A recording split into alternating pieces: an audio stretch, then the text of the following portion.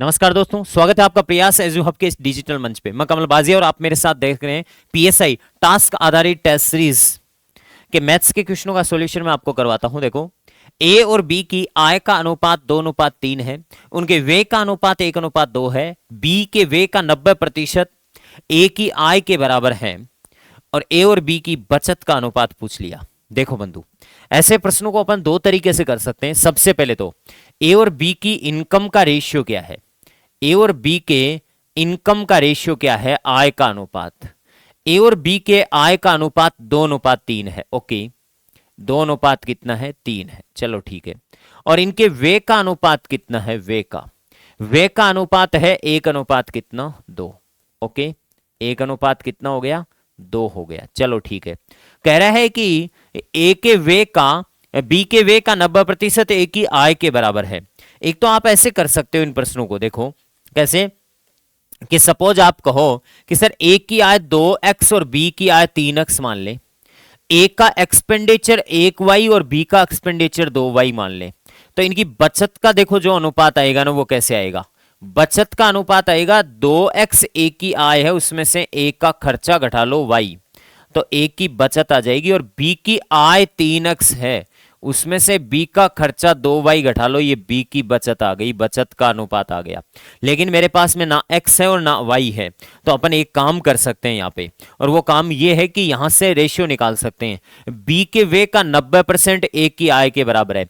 B के व्यय का 90%, बी का व्यय कितना है, 2y, बी का व्यय 2y है, 2y का 90%, ये लो 2y का 90%, बी के व्यय का 90% ए की आय के बराबर है। ए की आय कितने x मान रखी है अपन ने, 2x मान रखी है। ओके, अब ये देखो भाई, ये 2 से 2 तो कैंसिल आउट हो जाएगा यहाँ पे। ओके, और ये 0 से 0 भी कैंसिल आउट हो गया। यहां से आ गया आपके पास में 9y इक्वल्स टू 10x आ गया। ओके, आ गया। तो बताओ x रेस टू y कितना आएगा, x raise to y, x का जो मान होगा वो होगा 9 और y का मान होगा वो कितना होगा बंधु, 10। ये लो, आप वैल्यू पुट करवा दो यहाँ पे, तो 9 को 2 से गुणा करोगे 18 माइनस 10 अनुपात 9 3 27 माइनस 10 दूनी 20। ये लो, ये यहाँ पे आएगा 8 और यहाँ पे आएगा कितना, 7। 8:7, ये तो बेसिक मेथड से हो गया। राइट आंसर कौन सा, सी। इसका दूसरा एक टेक्निकल तरीका और है। टेक्निकल तरीके में आपको क्या करना पड़ता है बंधु, टेक्निकल तरीके में यह करना पड़ता है आपको कि यहां पे ए और बी के इनकम का रेशियो दे रखा है कितना, ए और बी के इनकम का रेशियो दे रखा है 2 कितना, 3। ओके, और इनके एक्सपेंडिचर का रेशियो क्या दे रखा है, 1:2। ओके, और साथ ही साथ इनके सेविंग का रेशियो पूछा है। सेविंग का रेशियो पूछा है तो आपको एक काम करना होता है, बी के व्यय का 90%, बी के एक्सपेंडिचर का 90% है, बी के एक्सपेंडिचर का 90% ए की इनकम के बराबर है। बी के एक्सपेंडिचर का 90% ए की इनकम के बराबर है। तो बी का एक्सपेंडिचर, एक्सपेंडिचर ऑफ बी का 90% ए की इनकम के बराबर है। Income of A, income of A के बराबर है। ठीक है, तो यहां से मेरे पास में बी के एक्सपेंडिचर, बी के एक्सपेंडिचर और ए की इनकम का रेशियो आ जाएगा अलग से। बी के एक्सपेंडिचर का पद तो होगा 10 और ए की इनकम का पद कितना होगा, 9। अब आपको एक काम करना पड़ता है, ए को तो आपको, ए की इनकम को तो 9 बनाना पड़ता है, इसको तो आप 9 बनाओ। ठीक है, इसको तो 9 बनाओ कैसे, जैसे करके, और बी के एक्सपेंडिचर को 10 बनाओ, तो दोनों को सेम बनाओ इनको। ठीक है, तो इसको तो बराबर करो इसके, ऐसा मानो इसके इक्वल करो, और इसको बराबर करो इसके। अब ये रेशियोज को यहाँ पे बैलेंस करना पड़ता है, एलसीएम वगैरह ले लिवा के। ठीक है, लेकिन ये वाली चीज बच्चों के लिए कॉम्प्लिकेटेड हो जाती है, इसीलिए मैंने इसको आपको बेसिक तरीके से बता दिया। दोनों में माथा पचाई सेम है, कोई दिक्कत नहीं है। ओके, हाँ जी। नेक्स्ट, इसके बाद में अगले क्वेश्चन पे चलता हूं। अगला क्वेश्चन है कि ए और बी की वर्तमान आय का अनुपात, आयु का अनुपात 7:8 है। 6 वर्ष बाद उनकी आय का अनुपात ये होगा। चलो भाई ठीक है, हाँ जी। ए और बी की वर्तमान आयु का अनुपात दे रखा है, कितना दे रखा है, ए और बी की वर्तमान आयु का अनुपात दे रखा है। ए और बी की वर्तमान आयु का अनुपात है 7:8। कितना है, 7 कितना, 8। और आज से 6 वर्ष बाद में कितना हो जाएगा, आज से जस्ट 6 वर्ष बाद में ए और बी की आयु का अनुपात क्या होगा, 6 वर्ष बाद में मेरे बंधु ए और बी की आयु का अनुपात होगा 8 अनुपात कितना 9। तो मैं पहले तो एक बात पूछूं आपसे कि ए और बी की वर्तमान आयु निकल सकती है यहां से, 6 वर्ष बाद की भी कैसे भी निकल सकती है। कैसे? आप इधर देखो, ए की आयु कितनी इंक्रीज हो रही है, 7 से 8 होना कितना इंक्रीज हो रहा है, +1 हो रहा है। और बी की आयु 8 से 9 होना कितना 1 हो रहा है, +1। तो इसका मतलब +1 = 6 के बराबर कर दो। 1 बराबर किसके कर दो, 6 के। 1 बराबर 6 के है तो 7 बराबर कितने के होगा, 7 6 42 के। और 8 बराबर कितना होगा, 8 6 48 के। ओके, ए और बी की वर्तमान आयु आ जाएगी। सी की वर्तमान आयु ए से 10 वर्ष अधिक है। सी की वर्तमान आयु ए से 10 वर्ष अधिक है।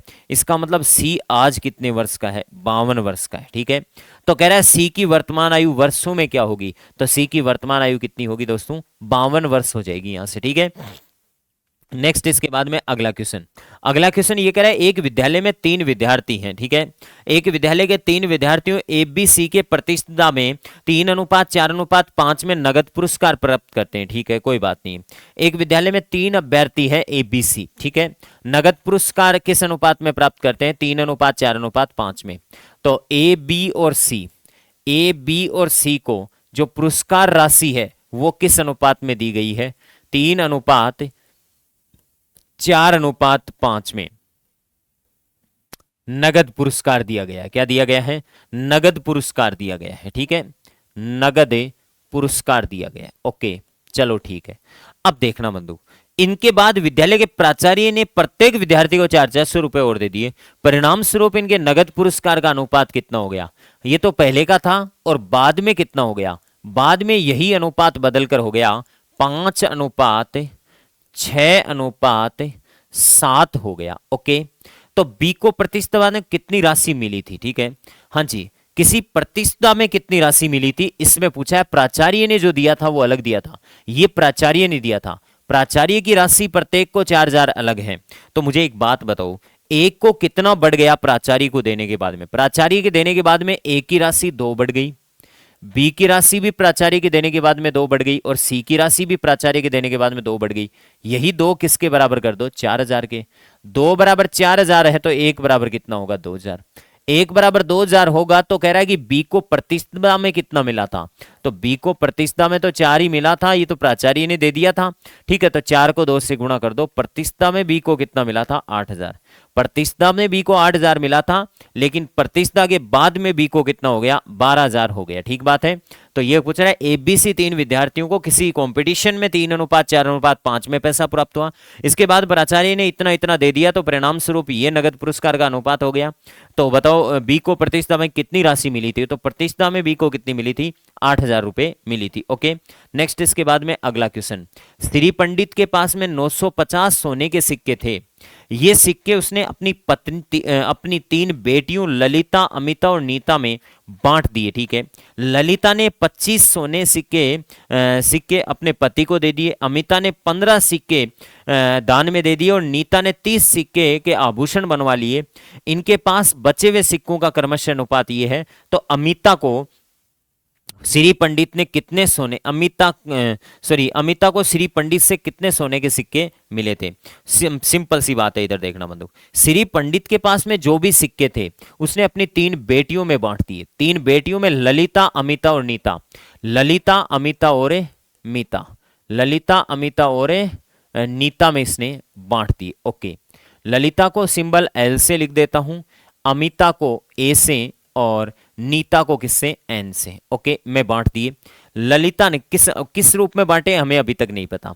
अब इसमें क्या होता है बंधु, देखो सिंपल सी बात यह है कि 950 सिक्के बांटे हैं।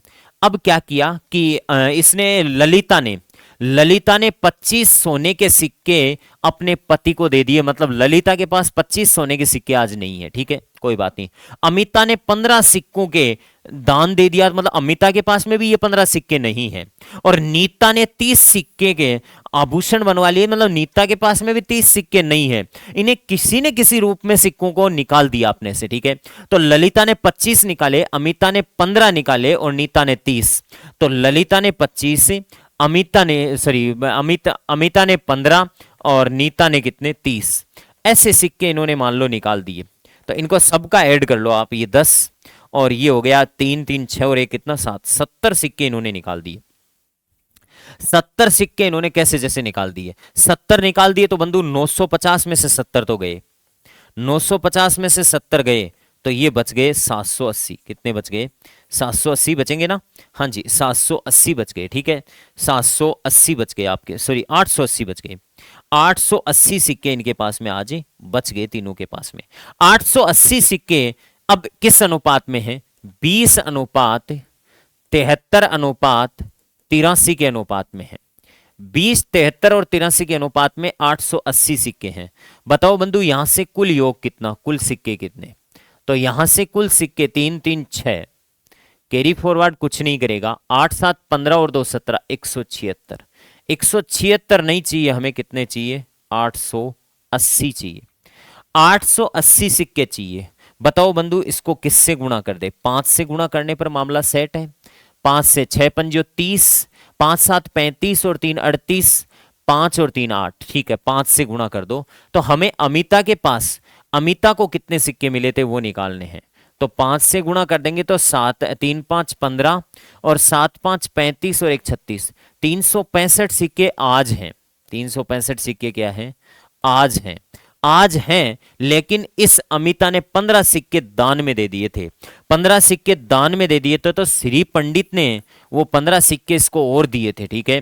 तो बताओ बंधु इसके पास में कितने सिक्के मिले थे, 380 सिक्के इसको मिले थे, 380 सिक्के इसको मिले थे। इसने 15 सिक्के दान में दे दिए, तो हम क्या करें, इसको मिले 380 थे। नेक्स्ट इसके बाद में अगला क्वेश्चन, रिंकू पिंकू रिंकू टिंकू आपस में 420 रुपए की राशि इस अनुपात में बांटते हैं, इनमें से प्रत्येक के हिस्से में 200 रुपए और जोड़ दिए जाएं तो उनकी राशियों का नया अनुपात क्या होगा। इससे पीछे वाले से ये रिवर्स क्वेश्चन है, ये पहले इसी अनुपात में 4200 को बंटवाएगा, आप मत घटा देना 600 रुपए यहां पे सीधे, ठीक है। हाँ जी, तो यहां पे आप 7 अनुपात 8 अनुपात 6 में एक काम कर दो, टोटल कितना 15 और 6 21, 21 नहीं चाहिए हमें, 4200 चाहिए।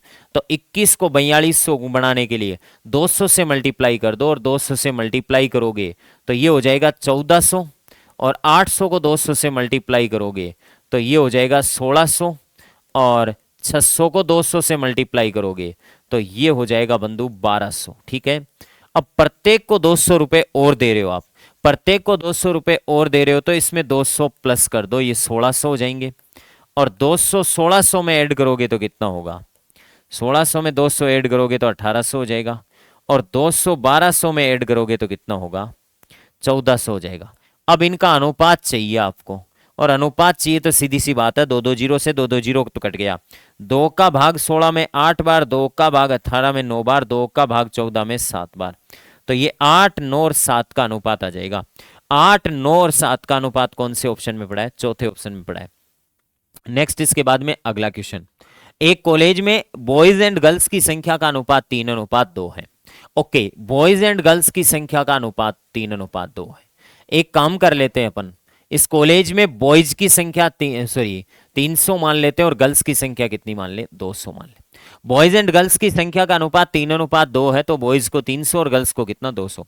यदि बॉयज का 20% और गर्ल्स का 25% वयस्क है, तो उन विद्यार्थियों का प्रतिशत जो वयस्क नहीं है, तो वयस्क बॉयज का 20% है, 20% वयस्क है, 20% क्या है, वयस्क है, ठीक है। बॉयज का 20% वयस्क हैं, तो बताओ बंधु वयस्क नहीं होने वाले कितने होंगे, 80%। तो 300 का 80% वयस्क नहीं है, 300 का 80% कितना होता है, 2 0 से 2 0 8 3 24, 240 वयस्क नहीं है। गर्ल्स में 25% वयस्क हैं, गर्ल्स में 25% वयस्क हैं, तो गर्ल्स में वयस्क कौन नहीं है बताओ बंधु, 75% वयस्क नहीं है, तो वयस्क नहीं होने वाले 75% हैं। और 200 का 75% कितना होता है, 200 का 75% होता है 150, कितना होता है 150। तो वयस्क नहीं वाले टोटल कितने आ गए, 390 आ गए, 390 कुल आ गए आपके पास में। 390 वयस्क नहीं है, 390 वयस्क कितनों में से नहीं है, 500 में से नहीं है, इंटू क्या कर दो 100, 2 0 से 2 0 कट गए, 5 7 35, 5 8 40, 78% ऐसी जनता है जो वयस्क नहीं है। नेक्स्ट इसके बाद में अगला क्वेश्चन, 500 रुपए को हिंदुस्तान, पाकिस्तान और बांग्लादेश में इस प्रकार बांटा गया। कोई बात नहीं है, 500 रुपए को हिंदुस्तान को H से रिप्रेजेंट कर दूंगा, पाकिस्तान को P से और बांग्लादेश को B से रिप्रेजेंट करूंगा। यह कह रहा है हिंदुस्तान के 2/5 भाग में से 16 जोड़ने पर, तो हिंदुस्तान के 2/5 भाग, 2/5 भाग हिंदुस्तान का 2/5 भाग में 16 जोड़ने पर, ये लो 16 जोड़ दिया। फिर कह रहा है कि पाकिस्तान के 3/4 भाग में 70 घटाने पर, तो पाकिस्तान के 3/4 पाकिस्तान में 70 घटाने पर, ओके कोई दिक्कत नहीं है।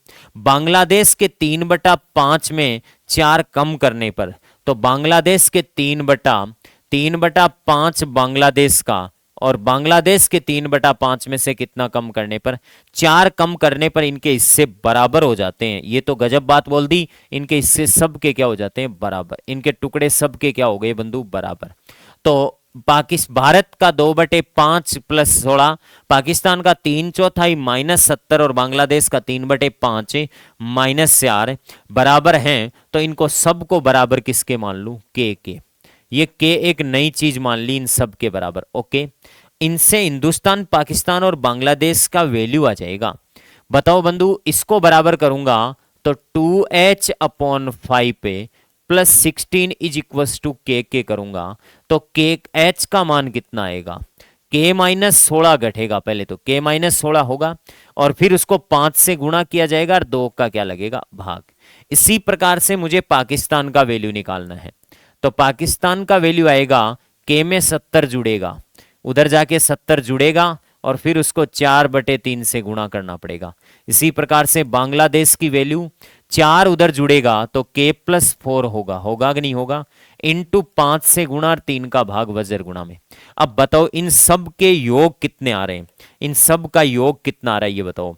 हिंदुस्तान, पाकिस्तान और बांग्लादेश 500, हिंदुस्तान, पाकिस्तान और बांग्लादेश तीनों में बांट रहे हो, तो हिंदुस्तान, पाकिस्तान और बांग्लादेश इन सब का योग कितना आना चाहिए, 500 आना चाहिए।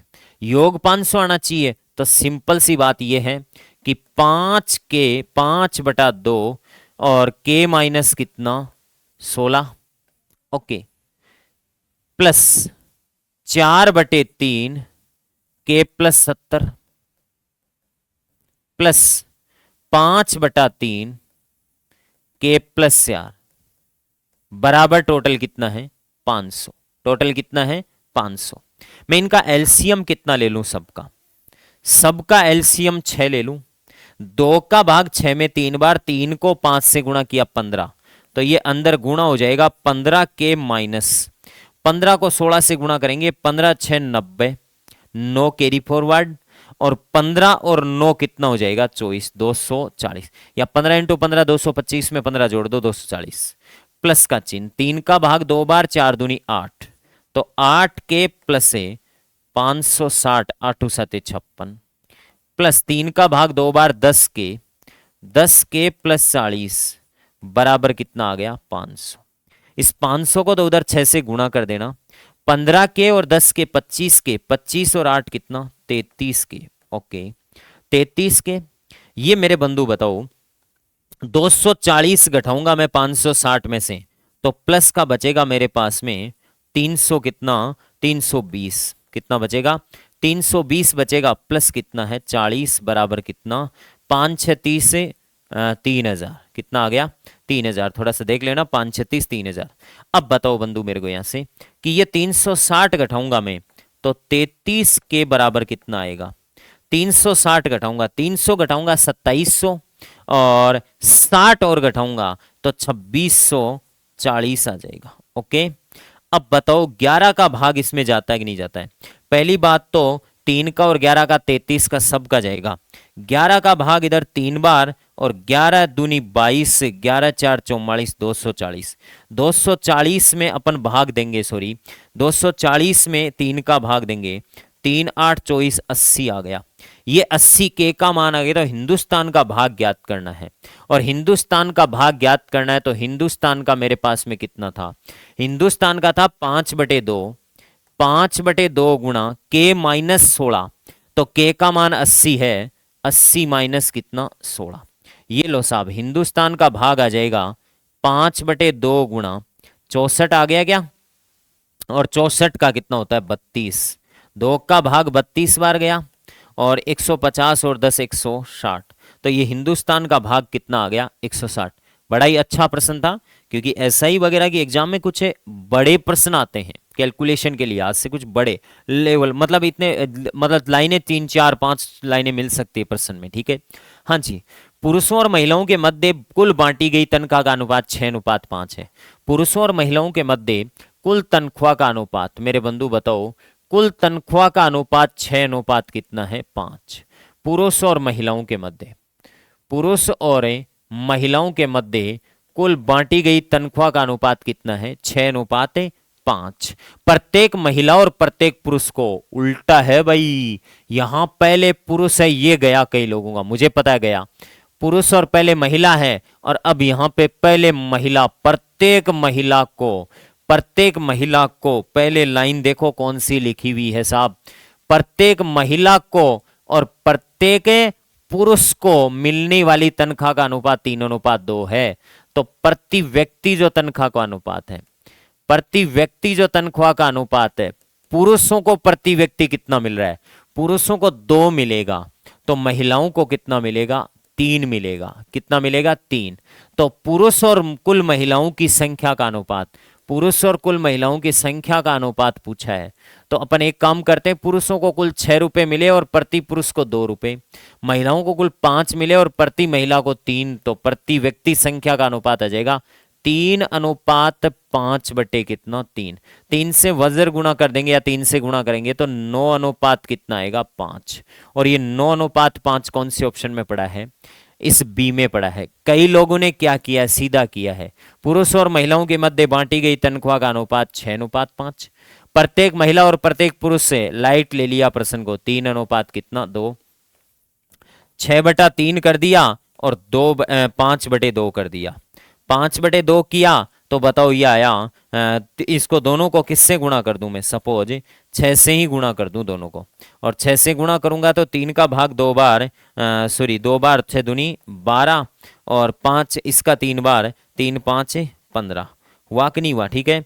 हाँ जी, तो ये 3 5 15, इसको काट दिया कईयों ने, तो काट दिया तो आ गया 6:5, और 6:5 सही रही, सॉरी 3 से काटा, 3 से काटा तो 4 बार गया, कितनी बार गया 4 बार भाग गया, और 3 5 15, 4:5 ये किसी ऑप्शन में है, लेकिन ये क्या माना जाएगा गलत, क्योंकि यहाँ पे कर्म का महत्व होता है, किसका महत्व होता है, कर्म इंपॉर्टेंट होता है यहाँ पे, ये गलत है, ये तरीका लगाना ही गलत लगा दिया आपने, इसमें कंफ्यूज करने के लिए दिया था मैंने।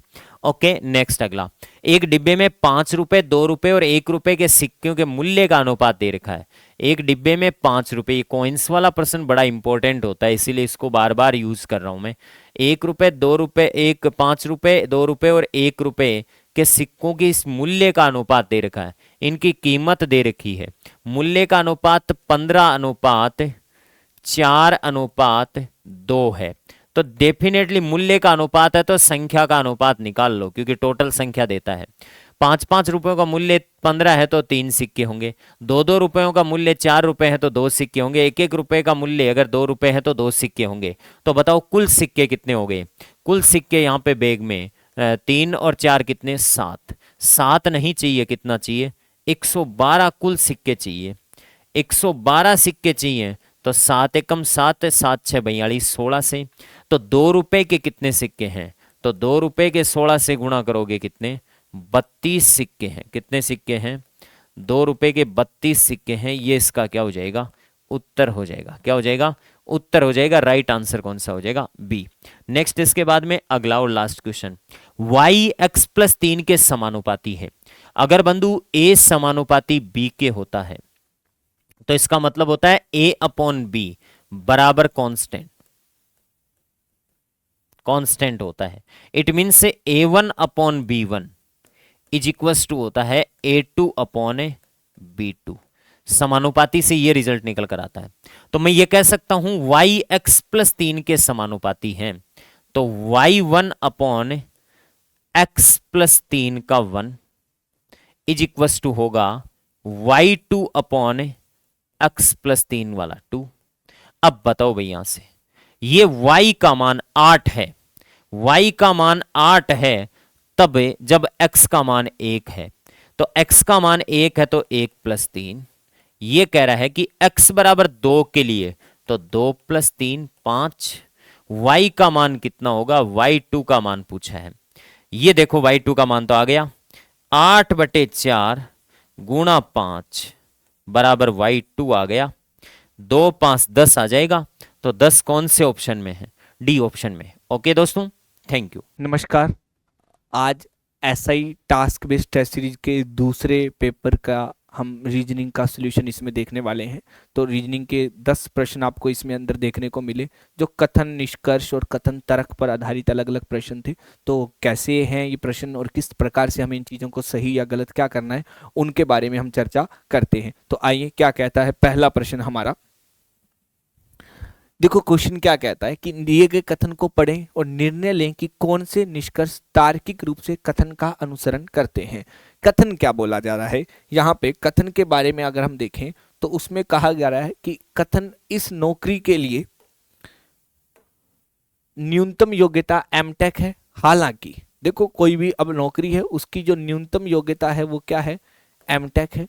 हालांकि जो उम्मीदवार एमटेक की फाइनल ईयर की परीक्षा में बैठ रहे हैं वो भी आवेदन कर सकते हैं, अप्लाई कर सकते हैं।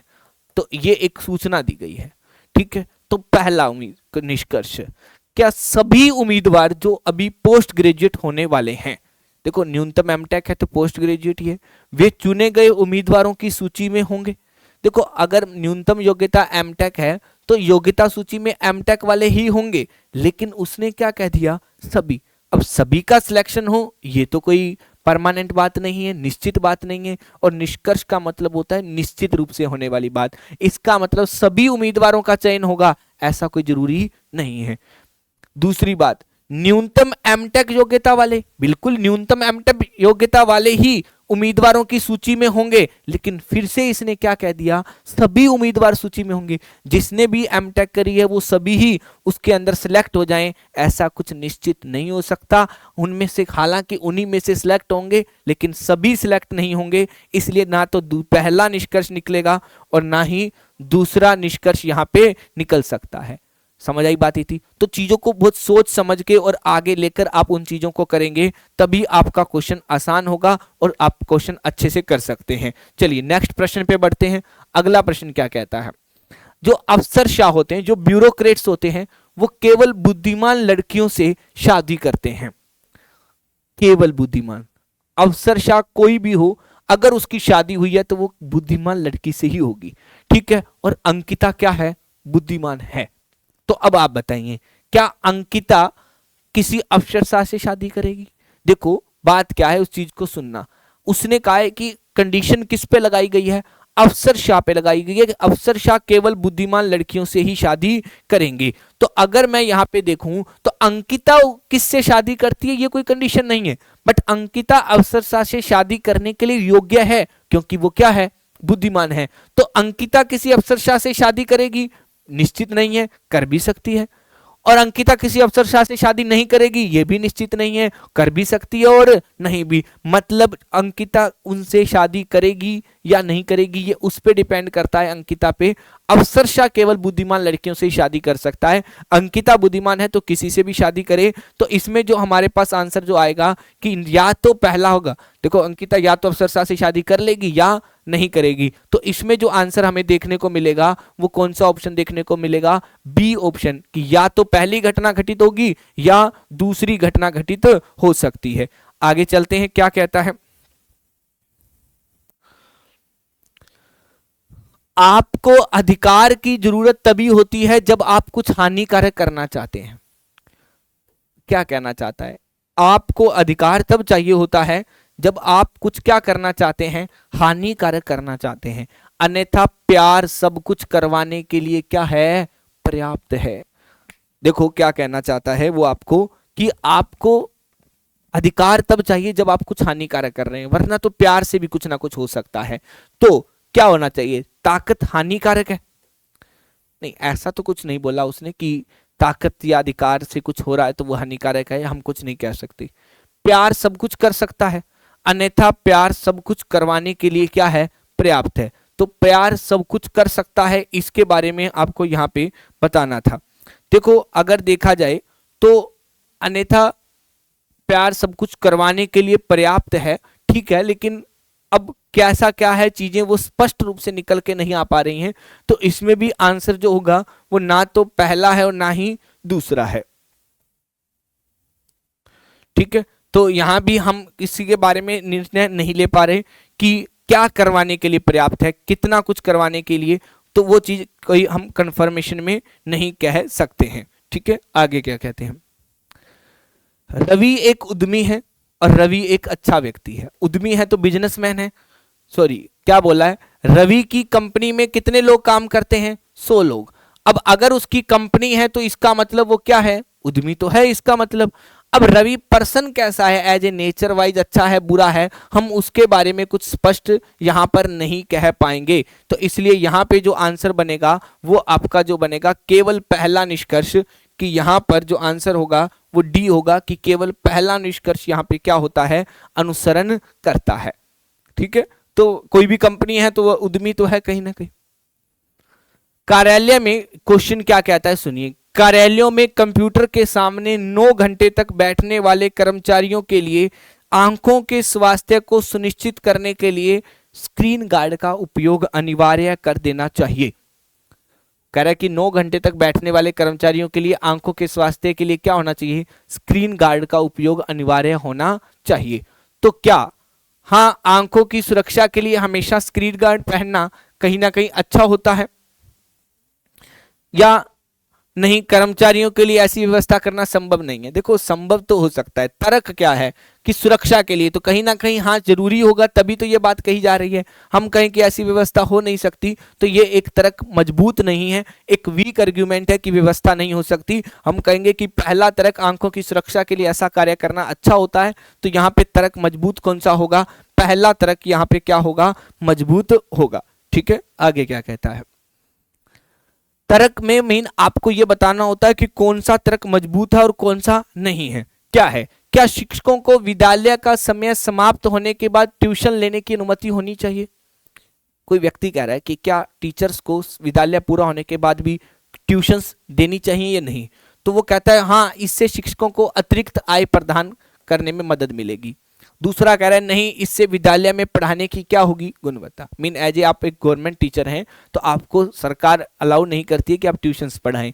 कारण क्या है कि देखो सरकार कहीं ना कहीं पे तो आपको पहले से ही कर रही है, तो अगर आप अतिरिक्त आय का कह रहे हैं तो वो एक चीज अलग है, उससे आप नहीं पढ़ पाएंगे। लेकिन कहीं ना कहीं उस टीचर की स्कूल में गुणवत्ता कम हो जाएगी, फिर वो कहेगा कि नहीं मेरे से ट्यूशन में पढ़ना वहीं बताऊंगा, तो उससे कहीं ना कहीं क्वालिटी का खराब होना हो जाता है। इसलिए कहीं ना कहीं ट्यूशंस की अनुमति नहीं दी जाती, तो उसमें ये वाला तर्क ज्यादा मजबूत माना जाता है, तभी वो चीज कही जा रही है। इसका मतलब यहाँ पे तर्क 2 है जो वो क्या है, ज्यादा मजबूत तर्क माना गया है। क्लियर हो गई बात थी। चलिए अगले तर्क पे चलते हैं। अगला क्वेश्चन क्या कहता है, सामान्य कामकाजी घंटों की तुलना में देर रात काम करने वाले, देखो कामकाजी घंटों मतलब 9 से 5, 9 से 6 आप वर्क कर रहे हैं, सुबह 9 से 6, उन घंटों की तुलना में देर रात जो काम करते हैं उनके लोगों के शरीर में अधिक मात्रा में विषाक्त पदार्थों के पैदा होने को बढ़ावा मिलता है। तो क्या होता है, देखो ये कह रहा है कि दिन में काम नहीं करते, जो रात को काम करते हैं उनके शरीर में विषाक्त पदार्थों के पैदा होने को बढ़ावा मिलता है, मतलब उनका स्वास्थ्य कहीं ना कहीं क्या होता है, खराब हो जाता है। तो उसके आधार पे अगर हमसे पूछा जाए कि कौन सा तर्क मजबूत है, हाँ, जब हम प्राकृतिक शरीर के समय का सम्मान करते हैं, जल्दी सोते हैं, तो हमारा स्वास्थ्य क्या है, बेहतर। भी हम प्राकृतिक रूप से शेड्यूल बनाते हैं, जो हमारा सोने का टाइम है हम सोते हैं, जागने का टाइम है जागते हैं, तो कहीं ना कहीं हमारा स्वास्थ्य बेहतर होगा। नहीं, आजकल देर रात तक काम करना अपरिहार्य है क्योंकि हम अनेक समय क्षेत्रों में काम करते हैं। देखो ऐसा कोई जरूरी नहीं है कि हम अलग अलग जगहों पे काम करते हैं तो रात तक ही काम करना चाहिए। हमें कहीं ना कहीं अपने स्वास्थ्य को ध्यान रखना ज़्यादा जरूरी है। तो पहला तर्क ज़्यादा मजबूत है यहाँ पे, दूसरा तर्क इतना मजबूत नहीं है। टाइम का शेड्यूल उस प्रकार से बांटा जा सकता है कि आप सोने के टाइम सो सकते हैं तो स्वास्थ्य ज़्यादा बेहतर होना ज़्यादा जरूरी कहा जाता है। ठीक है, आगे क्या कहता है, 10वीं की परीक्षा पास करने वालों छात्रों की कुल संख्या कितनी है। कथन, आपको बताना है कि 10वीं की परीक्षा पास करने वाले छात्रों की कुल संख्या कितनी है। क्या 80% छात्र पास हुए? क्या ये निष्कर्ष आपको देखने को मिल सकता है? देखो 80% किसका 80%, कितनी संख्या का, वो हमें यहां से पता नहीं चलेगा। पास हुए छात्रों में लड़कों और लड़कियों की संख्या समान है, इससे भी पता नहीं चलेगा। तो न तो पहला पर्याप्त डेटा है, न ही दूसरा डेटा क्या है, पर्याप्त यहां पर देखने को मिल रहा है। ठीक है, आगे क्या कहता है, क्या कुत्ते निस्वार्थ प्यार करते हैं? क्या कुत्ते निस्वार्थ प्यार करते हैं? हाँ, कुत्ते बहुत वफादार और प्यारे होते हैं। घर पर पालतू कुत्ते होने पर बहुत दोस्ताना माहौल बना रहता है। नहीं, यह एक मानवीय सोच है, अपितु कुत्तों को मानवीय हस्तक्षेप रहित जीवन जीने की स्वतंत्रता की क्या होती है, आवश्यकता होती है। देखो हमें कथन में क्या बोला गया, निस्वार्थ प्यार करते हैं। निस्वार्थ मतलब उन्हें बदले में कुछ चाहिए नहीं चाहिए उसके बर्डे। लेकिन हम अगर बात करें कि हाँ कुत्ते बहुत वफादार और प्यारे होते हैं और दोस्ताना माहौल बना रहता है, उससे निस्वार्थ होने का कोई लॉजिक नहीं है। दूसरी बात, यह एक मानवीय सोच है, कुत्तों को मानवीय हस्तक्षेप रहित जीवन जीने की आवश्यकता होती है, कहीं ना कहीं यह भी बात होती है। तो हम इसके अकॉर्डिंग देखा जाए, इस कथन के अकॉर्डिंग ना तो ये तर्क है और ना ही ये तर्क है, मतलब इसके अकॉर्डिंग वो न्यूट्रल स्टेटमेंट है वो, पर इसको इस पे इफेक्ट नहीं डाल रही है दोनों बातें। तो हम कहीं ना कहीं इस पे यही करेंगे कि ना तो पहला तर्क मजबूत है और ना ही दूसरा तर्क यहाँ पे क्या है, मजबूत आपको देखने को मिलता है। ठीक है, आगे चलते हैं। बहुत सारे पेपर्स में आया हुआ क्वेश्चन है, आप देखेंगे तो पिछले लास्ट ईयर्स के कुछ एग्जाम्स में गुणवत्ता के लिए कीमत लगती है। क्या कह रहा है, क्वालिटी के लिए आपको पैसे देने पड़ेंगे। सभी देश गरीबों के लिए शिक्षा के उत्थान हेतु बहुत सारा धन क्या कर रहे हैं, आवंटित। देखो अगर मुझे ये एहसास है कि गुणवत्ता चाहिए तो पैसा देना पड़ेगा। अब अगर वो पैसा दे रहे हैं किसके लिए, शिक्षा के उत्थान के लिए, क्या कर रहे हैं, धन आवंटित कर रहे हैं, इसका मतलब उन्हें लगता है कि शिक्षा के स्तर में क्या होगा, सुधार होगा, तभी तो वो पैसा दे रहे हैं। क्योंकि उन्हें पता है अगर हमें गुणवत्ता चाहिए तो उसकी कीमत तो अदा करनी ही पड़ेगी, तभी हमारे पास में क्वेश्चन उसका आंसर पता चल सकता था। अब क्या कहता है, इसका मतलब देश में शिक्षा की गुणवत्ता शीघ्र सुधर जाएगी। बिल्कुल, अगर वो कह रहे हैं कि गुणवत्ता चाहिए तो पैसा लगेगा, पैसा हमने दे दिया तो कहीं ना कहीं गुणवत्ता आएगी, तभी वो देने की उम्मीद कर रहे हैं। मीन कहीं ना कहीं पहली बात क्या है, सही है, केवल निवेश ही शिक्षा की गुणवत्ता को बढ़ा सकता है, नहीं केवल नहीं हो सकता, और भी बहुत सी चीजें होती हैं उनके अकॉर्डिंग हो सकता है। तो यहाँ पे जो आंसर हो सकता है वो हमारा जो निष्कर्ष निकलेगा वो पहला निष्कर्ष बिल्कुल सही निकलेगा। क्लियर है यहाँ तक की बातें। ये हमारे मैथ के क्वेश्चंस थे, हो चुके हैं, ये हमारे रीजनिंग के सॉल्यूशन हुए। तो आज के लिए इतना ही, धन्यवाद, फिर मिलते हैं, बहुत बहुत धन्यवाद, थैंक यू।